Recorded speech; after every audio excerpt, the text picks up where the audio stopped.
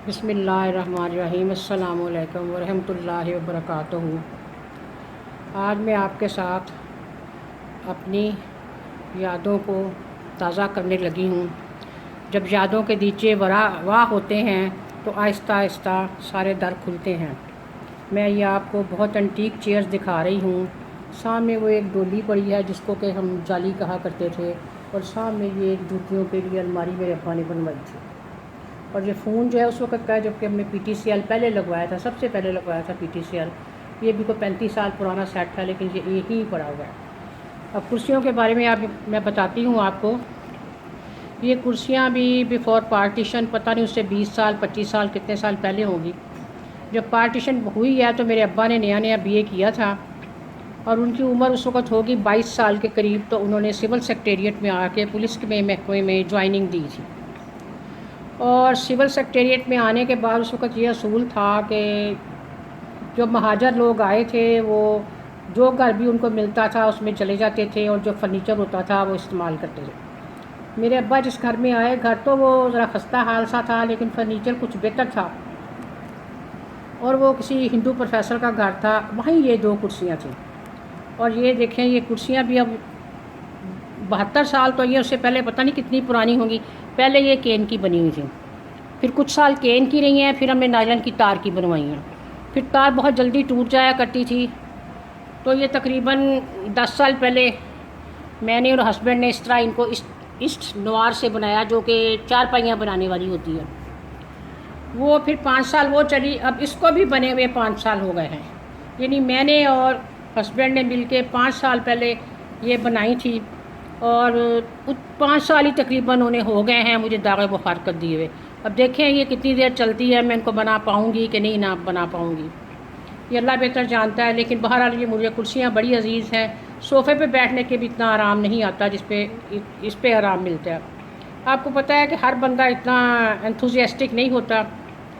बस कुछ लोग ऐसे होते हैं कि उनकी ज़ौक़े जमाल की तस्कीर इन चीज़ों के साथ होती है। कुछ यादें वाबस्ता होती हैं, कुछ ये चीज़ें एंटीक होती हैं, आजकल नज़र नहीं आती।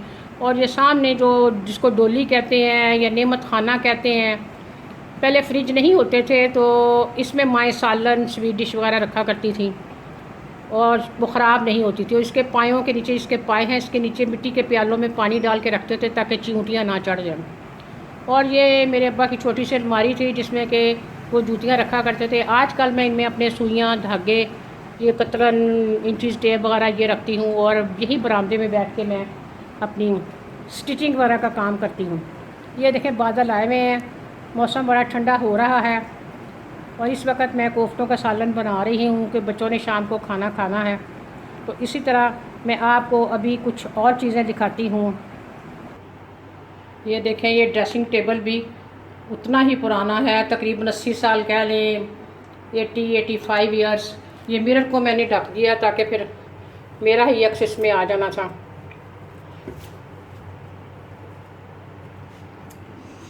हम हर 2-4 साल बाद पॉलिश कर लिया करते थे। अब तकरीबन 10 साल हो गए हमने इसको पॉलिश नहीं किया, क्योंकि बच्चों की शादियां हो गई, सब हम अपनी अपनी जगह मसरूफ़ हो गए। ये देखें, इस तरह दराज होते हैं। यहाँ हम एक्स्ट्रा टूथपेस्ट, एक्स्ट्रा साबुन, ये चीज़ें रखी जाती हैं। इस ड्रॉ में ये पॉलिश का सामान रखा जाता है। सबसे नीचे ये बड़ा ड्रॉ है, सबसे नीचे एक बड़ा ड्रॉ। ये देखें, मैं आपको ऐसे दिखाती हूँ। उस ड्रॉ में वो चीज़ें रखी जाती हैं जैसे मेरी माँ जिन सिलाइयों से निटिंग करती थी, मैं भी करती थी। कुछ इस तरह की चीज़ें जो बहुत कम कभी कभार इस्तेमाल होती हैं वो इसमें होती हैं। तो ये देखें, ये भी इतना पुराना है।